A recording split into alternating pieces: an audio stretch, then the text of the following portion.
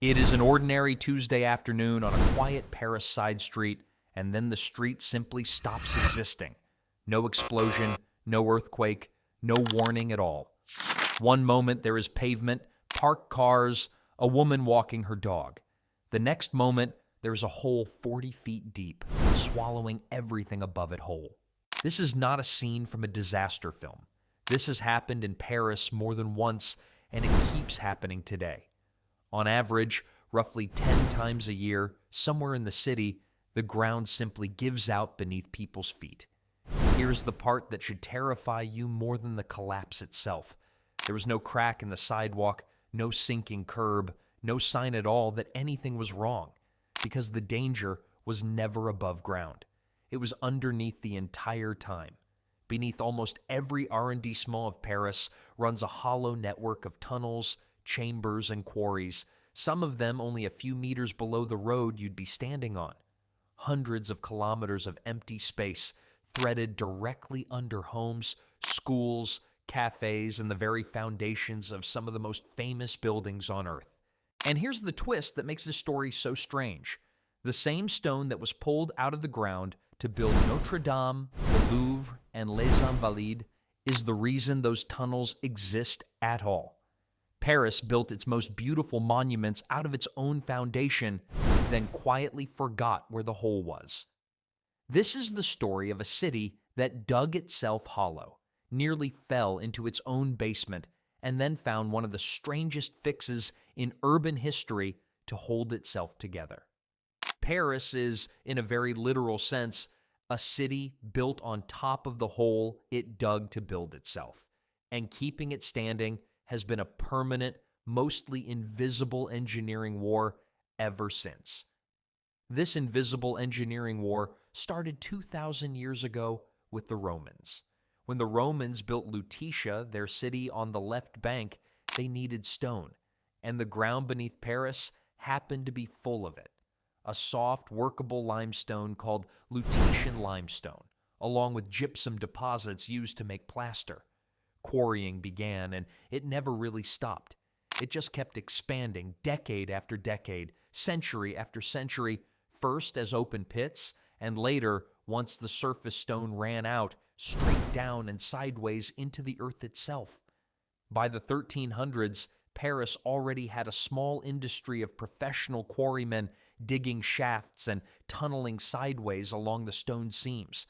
There was no map, no central authority, no inspector checking anyone's work. Miners simply dug until the seam ran out or the ceiling looked unsafe, then moved on. Sometimes they even tunneled back into old, abandoned quarries decades later, cutting a second layer beneath the first so that what had once been solid rock became two hollow spaces stacked on top of each other. Meanwhile, the city above kept growing.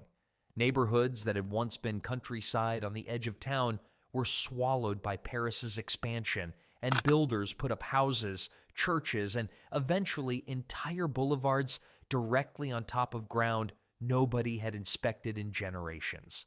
Nobody thought to ask what was underneath because for a long time, nobody remembered there was anything underneath at all. That illusion held for centuries. Then, on the evening of December 17th, 1774, it stopped holding. Along the Rue d'Enfer, on the edge of the left bank, the street simply opened up. A quarter-mile of road and the houses lining it dropped straight down into a void that had been sitting there, forgotten for who knows how long. Witnesses described a sound like the earth heaving a great sigh before the ground gave way entirely. The trench beneath was measured at roughly 80 feet deep. Houses, carts, and people went down with it. It was, fittingly, called the mouth of hell. The street's name, Rue d'Enfer, literally meant Hell Street. A coincidence nobody in Paris found particularly comforting that winter. The king's architects patched the immediate hole, but more collapses kept surfacing nearby, and it became clear this wasn't a single unlucky accident. It was a symptom of something much larger, something nobody had ever actually measured, an entire hidden city of tunnels running beneath the real one. In April of 1777, Louis XVI created a new government office with a single terrifying mandate: find out exactly how much of Paris was hollow and stop it from swallowing the rest of the city. It was called the Inspection Générale des Carrières, the General Inspection of Quarries, and its first director was a young architect named Charles Axel Guillaumeau. On his very first official day on the job, driving toward the original collapse site to inspect it, Guillaumeau's carriage was stopped by a crowd. A brand new sinkhole 20 feet across had opened up half a mile closer to the center of the city. His job had just gotten dramatically bigger than anyone had prepared him for on day one. What Guillaumeau found once his teams got underground was worse than anyone expected. This wasn't one quarry, it was a labyrinth of quarries, layered on top of each other in places, connected by tunnels nobody had ever mapped, running for what would eventually total somewhere over 100 miles beneath the city. The old quarrymen had left behind stone pillars called piliers tournés, meant to hold up the ceiling while they worked. But in places where the stone was especially good, later miners had shaved those pillars down thinner and thinner to extract every last bit of material, leaving ceilings held up by what amounted to teetering stacks of rock. Guillaumeau realized that entire neighborhoods of 18th century Paris were sitting on structural supports that had been quietly, invisibly failing for years. His solution was almost absurdly ambitious for its time. He organized his workers into 3 teams. One team cleared centuries of collapsed rubble out of the old tunnels. A second, the masonry team, went back in and rebuilt what the original quarrymen had weakened, adding new stone pillars and load-bearing walls exactly where the ceiling needed them. But Guillaumeau's map-making revealed a second, completely unrelated crisis on the surface. But Guillaumeau didn't just prop up the ceilings, he did something far more radical. He realized that to save the city above, he had to completely replicate it below. He turned the chaotic labyrinth into an exact inverted mirror image of Paris. His cartographers mapped the underground tunnels at an astonishing scale of 1 to 216, creating a subterranean chart far more precise than any map Paris possessed of its own surface. Then, Guillaumeau's masonry teams began physically linking the two worlds. They carved the exact names of the surface streets directly into the stone walls of the dark tunnels downstairs. If an inspector was standing in pitch darkness beneath a specific house, he could look at the chiseled stone inscription on the tunnel wall and know the exact street name and building number resting directly above his head. While many houses on the surface of 18th century Paris didn't even have official street numbers yet, the shadow city below was completely numbered, structured, and cataloged. Every single reinforced pillar was stamped with a unique workplace code, the inspector's initial and the year of construction, monumental stone tags like 65G 1781 that still track Guillaumeau's invisible footsteps today. But Guillaumeau's map-making revealed a second completely unrelated crisis on the surface. And if you're hooked on hidden history like this, hit subscribe, because what happened next is where the story gets truly disturbing. Paris's cemeteries were disastrously overcrowded. The largest one, Holy Innocents, had been receiving burials for centuries and had grown into a mound of earth and bone 2 meters high, packed against the walls of a busy neighborhood market. In May of 1780, that crisis and the underground crisis collided.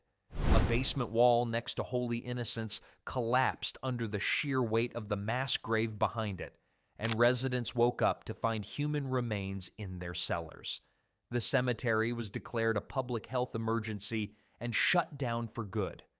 Now Paris had 2 enormous problems at once: a network of empty stone quarries underground and millions of bodies with nowhere left to go. Someone realized the obvious solution was staring everyone in the face: Starting in the late 1780s, Paris began quietly moving its dead underground into the very tunnels Guillaume had just spent years reinforcing. Nightly processions of covered carts crossed the city under torchlight, priests chanting as they went, carrying bones down into the consolidated quarry galleries. Over time, the remains of more than 6 million people were transferred this way. At first, workers just dumped the bones into piles at the bottom of access shafts with no ceremony at all. It wasn't until decades later, around 1810, that the ossuary's director decided piles of anonymous bones lacked dignity and had them arranged into the walls of stacked skulls and femurs that tourists now recognize as the catacombs of Paris. Here's a fact worth sitting with for a second. Everyone who's heard of the Paris catacombs pictures those bone walls as the whole story, but the ossuary is a small fraction of the network, roughly a mile of the more than 100 miles of tunnels running under the city. Most of what's down there isn't bones at all. It's just quarry. Empty stone corridors, reinforced ceilings, and centuries-old masonry, still doing the exact job Guillaume's crews built it to do. And here's the uncomfortable truth this story leads to. Paris never actually solved its underground problem. It just learned to manage it permanently, forever, with no end date. The Inspection Générale des Carrières that Guillaume founded still exists today, under a different name, still walking those same tunnels, still checking for cracks, still shoring up weak ceilings with concrete and steel instead of 18th century masonry. And the ground still gives out. Modern Paris still averages roughly 10 collapses a year tied to old quarries and tunnels. In 2001, a sinkhole opened above an old gypsum quarry in Montmartre, threatening the buildings around it and shutting down streets. In 2003, a school building partially collapsed during work on a metro line extension nearby. Residents in the neighborhood sitting directly above the old quarry networks, especially in the southern arrondissements, live with a kind of risk baked permanently into their address. Adding weight on the surface, a new apartment tower, a deeper metro line, changes the stress on quarry ceilings that were carved out 3 centuries ago, and inspectors still have to recalculate whether the ground below can take it. Buying an apartment in parts of the 14th or 15th arrondissement isn't quite like buying property anywhere else. Some building permits in these zones require a geotechnical survey of what's directly underneath before construction can even begin, because the city genuinely does not have a complete, final map of every void beneath every street. Guillaume's original cartographers came astonishingly close, but new tunnels keep turning up even now. Forgotten branches that connected to nothing on the official charts, discovered only when a drill or a construction crew breaks through into empty space where solid ground was supposed to be. The modern inspectors carry on essentially the same job Guillaume's masonry team started, just with better tools.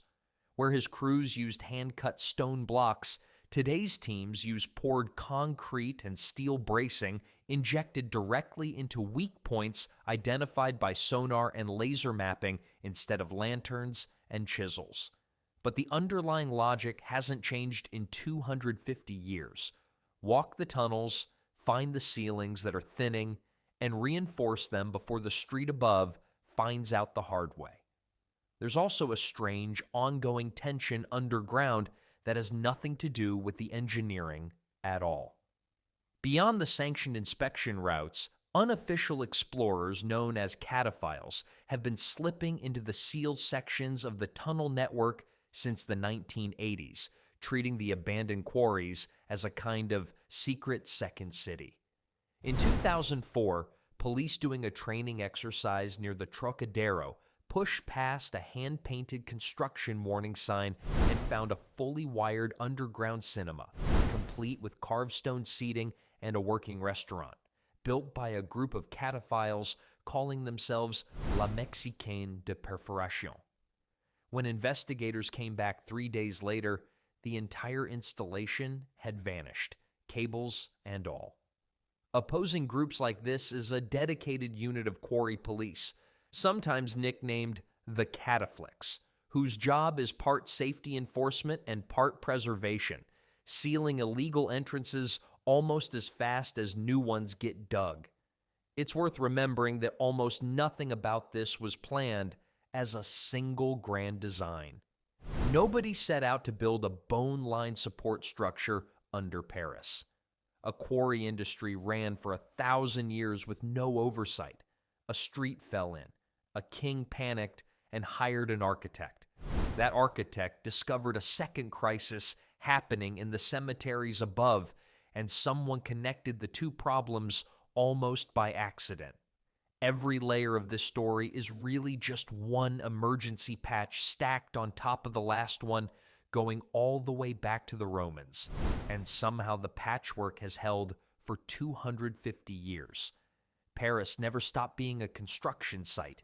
It just moved the job underground, out of sight, and left it running forever, staffed by inspectors who will never finish the work Guillermo started, because the city keeps building on top of a foundation that was never designed to hold what's currently sitting on it.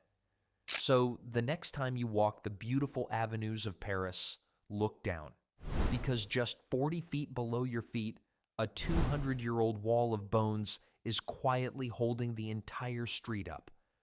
Would you feel safe living above it? Let me know below.